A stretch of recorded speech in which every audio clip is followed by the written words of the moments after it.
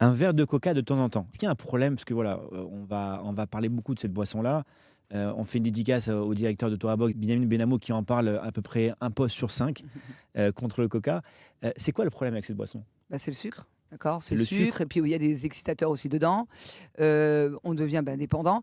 D'abord, bravo, à Torabox parce que finalement, c'est pas le problème du coca en soi, mais comme quand on veut faire un changement dans des mentalités, dans des comportements, il faut faire comment dire? De la publicité choc et utiliser Coca-Cola qui, on va dire, c'est un des premiers produits qui a été industrialisé et qui est encore vivant au jour d'aujourd'hui, que même en Afrique, ils ont pas d'argent, ils ont tous, un Coca-Cola dans la main. Il faut attaquer, justement, le représentant du sucre, on va dire.